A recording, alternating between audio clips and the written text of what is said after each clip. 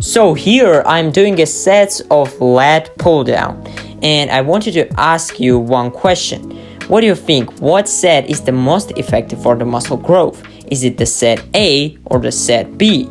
I got to failure on the set A, but on the set B I could do 1 or 2 reps more, but both of those sets were hard. Today I gotta help you to answer the most important question that will ultimately determine your results from the workouts. Are you training hard enough? Perfect.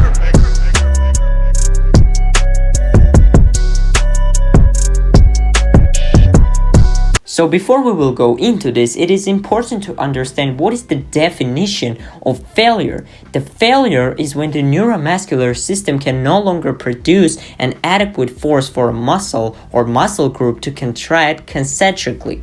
And there is 2 types of failure. The technical failure, the point at which you cannot perform another rep with good form and controlled tempo. And absolute failure, the point at which you cannot move the weight another inch regardless of form. According to Henneman's size principle, we recruit what are called motor units. Motor units are recruited in an orderly fashion. This principle dictates that as force production requirements increase, motor units are recruited according to the magnitude of their force output, with small motor units recruited first. Theoretically, in a resistance exercise set using moderate loads, lower threshold motor units, which are associated with the type 1 muscle fibers, are initially recruited to lift the load. As the lower threshold motor units become fatigued, increased recruitment occurs of the higher threshold motor units associated with type 2 muscle fibers, which are basically responsible for the muscle endurance, to maintain force production. Therefore, performing all the sets of all exercises in a given resistance training protocol to momentary muscular failure, that means the maximum number of repetitions possible for a given set is thought to be necessary to recruit all possible motor units. Accordingly, some suggest that this manner of training is optimal for achieving resistance training induced increases in muscle strength and muscular size. In simple terms, Henneman's size principle says that when you do strength exercises, smaller motor units are recruited first.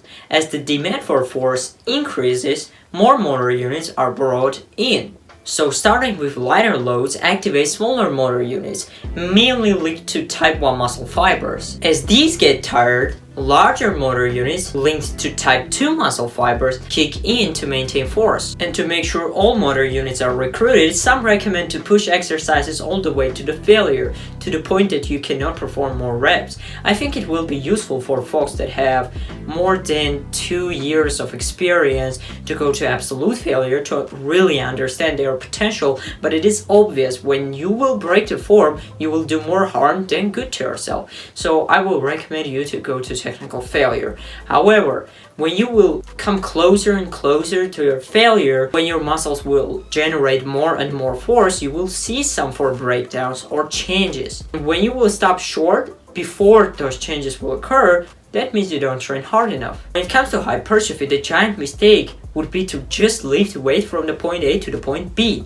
You need to find ways to challenge your muscles. But is that necessary to train to failure all the time? A systematic review and meta-analysis done by Brad Schoenfeld and colleagues showed that there was no significant difference between the resistance training done to failure versus non-failure on strength and muscle hypertrophy. But you still need to be pretty close to failure if you want to call your sets an effective sets. We all heard that we need to do from 10 to 20 sets per week to hit that optimal volume for the muscle growth. Those 10 to 20 sets need to be an effective sets. They don't have to be all the way to the failure, but you need to be pretty close.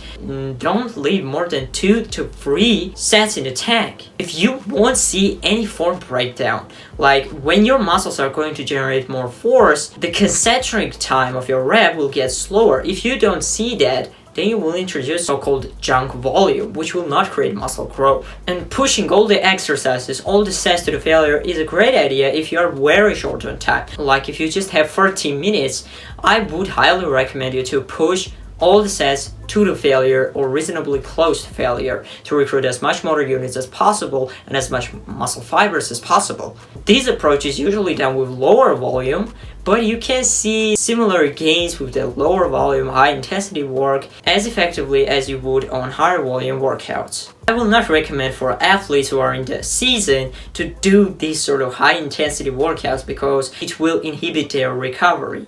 But in the off season, that's fine. Here is the example of how your hard workout should look like. Let's say you are doing 3 sets of lat pull downs. First 2 sets you still push them hard, but you leave 2 or 3 reps in the tank, and then the last set you push all the way to the failure. If you're a beginner, you don't need to do that stuff. You don't need to push all the way to the technical failure.